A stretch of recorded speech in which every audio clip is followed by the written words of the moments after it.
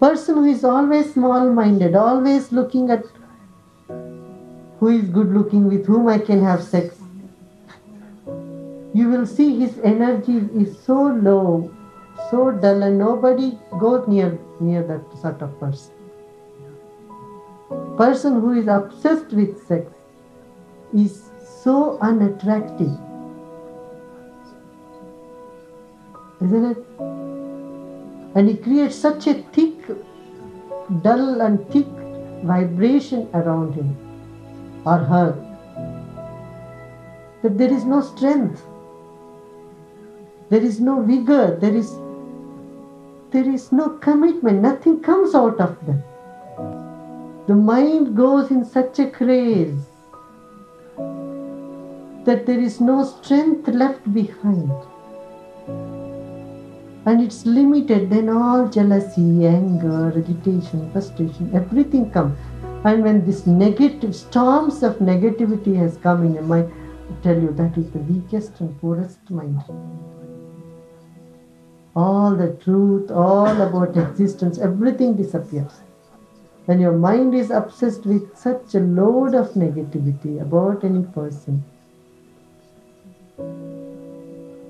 you cannot even observe the beautiful nature you are in.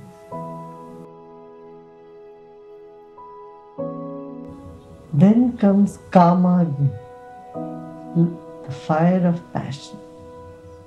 Now we do not even allow this fire of passion to come up, rise up in us. The moment a desire comes, immediately we fulfill it. Then it doesn't stay in you, it doesn't burn you up. People who are very promiscuous, they have zero Kaamagni. But they do not even allow the fire to come up and burn them a little bit, bake them a little bit. The moment desire for sex comes, finish it there. Sex is one of the oldest sanskaras, other than eating. From all lifetimes, you have done two things for sure. One is eating, another is sex. As a cow, as a monkey, as a donkey,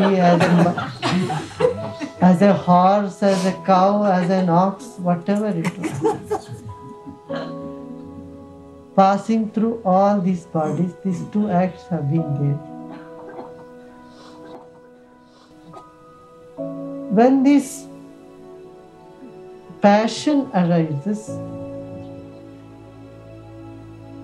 observe it. It is in every cell of your body. It engulfs you totally. It burns and moves on. There is 100% totality of alertness, awareness, whatever that gets developed through Kama. Shakti in you, the potentiality in you goes down and dormant, and you become more inert. Less sensitivity comes, more inertia develops. Celibacy is conserving the energy. When you have conserved energy from one channel, that same energy is available for you to be used in other channels. Enjoyment, whatever it is in all the 5 sensory pleasures, depletes our energy. If you keep looking at the screen for too long, your eyes get tired. You keep listening to something, too much noise, our brain cannot handle. Similarly, fragrance. People who work in fragrance factories, they want a place where there is no fragrance. And so is the touch. So is sex. All these stimulating pleasures drain our energy to some extent. Conserving it is yoga, and spending it is called bhoga. And life is a balance between these two, yoga and bhog.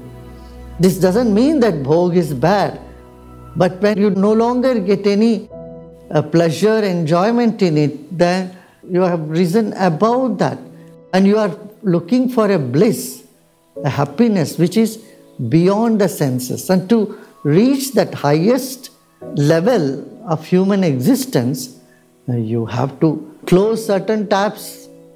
So the ancient people said so beautifully, physical pleasure, if it is considered one unit, the pleasure or joy of samadhi is 1,000 times more than that.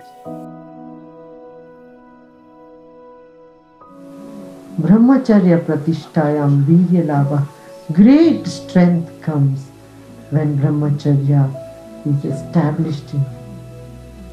That is when you are seeing yourself more than the body. You see yourself as consciousness, as Brahman. But brahmacharya has a deeper or bigger meaning than just celibacy. Brahma means the infinity, Charya means moving in the infinity. Knowing your vast nature, not thinking you are just the body, but you walk like you are a glow of light. You move in the world as though you are space. When you are sitting in deep meditation, you don't feel that you are a body or lump of a heavy weight, 80 pounds or 90 to 100 pound body. You don't feel that you are 60 kilos sitting there solid. You feel so light, you feel as though you are like a feather. Isn't it? When you walk, how do you feel? You don't feel the weight of your body. Feel you are more space. More joyful you are, you don't feel the body. The more you are in infinite consciousness, the least you are feeling the tension or the physical bodily weight or presence. Brahmacharya is two things. One, as a practice where you take certain vows and put a boundary around yourself. And the boundary helps you to grow. It's like a plant having a little fence around itself so that the goats don't come and eat it away. You take certain vow so that you don't drown in a habit of pleasures, habit of enjoyment. This is one level. This also helps a person to move forward. Second level is when small pleasures don't even matter to you because you got a vision of something higher. You don't need to rub yourself against the skin to get a pleasure, but it's a pleasure which is even bigger. A glimpse of it makes the smaller pleasure irrelevant. It doesn't even matter to you. You know, when the sunlight is there so bright, a candle is not going to bring any more light to you. So if it is there, it's not there, it becomes irrelevant. This is a higher level of brahmacharya where pleasures are irrelevant to you. Is sannyasa a prerequisite for enlightenment? As in history there are many cases where married people also had to take sannyasa before attaining enlightenment. Sannyas is something which happens to one. Sannyas is a conscious decision to be centered. Sannyas is commitment to something higher. Sannyas is free from all smaller attachments. Sannyas is being centered in all circumstances. Sannyas is the vision of a higher goal in life. Sannyas is an expression of total contentment. Sannyas is not out of frustration. People leave things and run away to have sannyas. That I don't think is sannyas. हमें कुछ नहीं चाहिए, मैं यहाँ हूँ सब देने के लिए. ये उद्गार भीतर से उठे तो समझना संन्यास हो गया, संन्यास्त हो गए. अच्छा, गृहस्थी माने क्या है? जिम्मेदारियां निभाना, उनके लिए ड्यूटीज है, घर को संभालना है.